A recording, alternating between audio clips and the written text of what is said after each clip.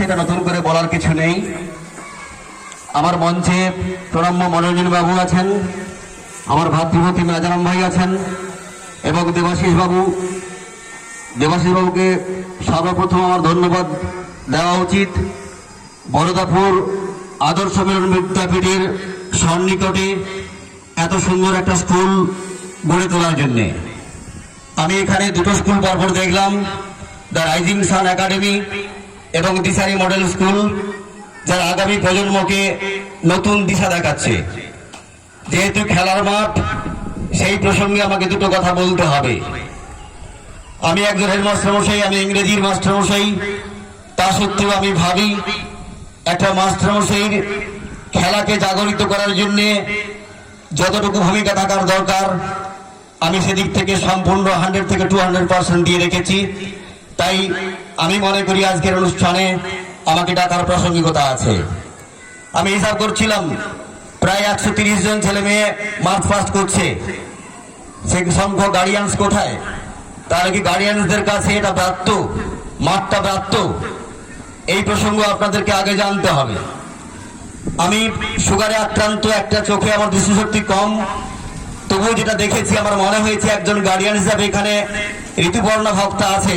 যদি ভুল করি আমাকে ক্ষমা করবেন, আমি আংশিক দেখেছি। যদি ঋতুপর্ণা ভক্তা এখানে গার্ডিয়ান হিসেবে থেকে থাকে, আপনাদের প্রাসঙ্গিকতা বলি।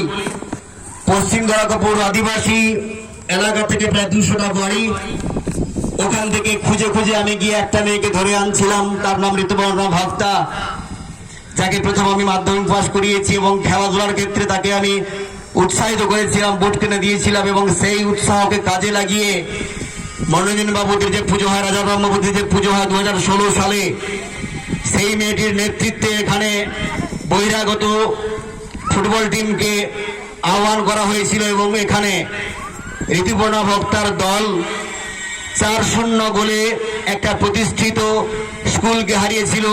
আমার মনে হয় আজ পর্যন্ত বা তারপরে বরদাপুর সার্বজনীন দুর্গোৎসব কমিটি কখনো লোকাল ফুটবল টিম তৈরি করতে পারেনি। যদি ভুল করে থাকে আমাকে ক্ষমা করবেন। তাহলে উৎসাহ দান কতটা মানুষকে আপ্লুত করতে পারে। এবং সেই 16 সাল হলো আমার জীবনের সবচেয়ে অন্তিম ক্ষণ, যখন একটা স্কুল শুধুমাত্র মেয়েরা আমাকে ভালোবেসে, আমি খেলার শিক্ষক নয়, আমার মুখে হাসি ফোটানোর জন্য একটা বহিরাগত টিমকে 4-0 গোলে হারিয়ে দেয়। বাচ্চা শিশুর মতো তারা লাফিয়ে পড়েছিল আমার উপরে। আমি তখন তাদের মাস্টারমশাই ছিলাম না, বাবা ছিলাম। বাবার আশা পূরণ করেছিল, সেটা অনেক মানুষ ভালোভাবে নেয়নি। আর মাত্র 6 বছর কি 7 বছর আছে। আপনারা যারা আজকে খেলার মাঠে এসেছেন, আপনাদের বাচ্চাদেরকে নিয়ে এসে আপনারা কি ভেবেছেন এই খেলাটার নামমাত্র শুধু পড়াশোনা করলে হয়ে যাবে? একটু পড়াশোনা ভালো করলে তারপরে আপনারা ভাবছেন মনে মনে আমার ছেলে এত ভালো, কোথায় নিয়ে যাই, কোন স্কুলে নিয়ে যাই, এখানে তো পড়ালে হবে না। এই চিন্তা ভাবনাটা যখন আপনাদের ছেলে মেয়েদের মধ্যে ঢুকিয়ে দেন, তখনই সব কিছু শেষ হয়ে যায়। বাচ্চাবেলায় অনেক প্রতিভা থাকে।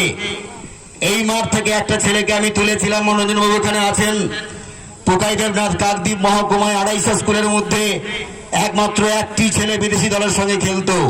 কিন্তু পরবর্তীকালে তাকে যে সুপথে নিয়ে আসার পরামর্শ দেওয়ার মতো আমরা খেয়ে হারিয়ে ফেলেছিলাম, কারণ আমরা গার্ডিয়ান, অভিভাবক, আমরা সেদিকে খেয়াল দিইনি যে শুধুমাত্র মাঠে খেললে হবে না, বাইরের জীবনটাকেও ঠিকভাবে প্রতিষ্ঠিত করতে হবে। আপনারা অনেকেই খেলা দেখেন, সচিন তেন্ডুলকরকে দেখেছেন, তার বন্ধু বিনোদ কাম্বলিকে দেখেছেন। সচিন তেন্ডুলকরের থেকে বিনোদ কাম্বলি প্রতিভাবান ছিল, কিন্তু বেপথে গিয়ে শেষ করে দিয়েছে। আপনাদের ছেলে মেয়েদেরকে কন্ট্রোল করতে হলে সবসময় তাদেরকে সঙ্গ দিতে হবে। কেন আজকে 150 গার্ডিয়ান নেই আপনাদের মাঠে? আজকে আমরা খেলাধুলার গুরুত্ব বুঝছি না। সকালবেলায় দেখবেন 40 থেকে 50 বছরের বয়সী মানুষরা ধুকে ধুকে হাঁটছে সুগার কমানোর জন্যে, কিন্তু আমরা কখনো বলিনি তোমরা মাঠে যাও, খেলাধুলা করো, আগামী দিনে বাঁচতে হলে সুস্থ থাকতে হবে। এই জিনিসটা আমাদের গার্ডিয়ানদেরকে ভালো করে বুঝতে হবে। আজকে রাজারাম ভাই আছেন, তার মেয়ে ইংলিশ অনার্স পড়ার পরেও স্বপ্ন দেখে নাচ নিয়ে এসে বড় হবে। এই স্বপ্ন আমাদের ছেলে মেয়েদেরকে দেখাতে পারছি না আমরা। আজকে মাস্টারমশাই যতটুকু স্বপ্ন দেখাচ্ছেন এখানেই শেষ।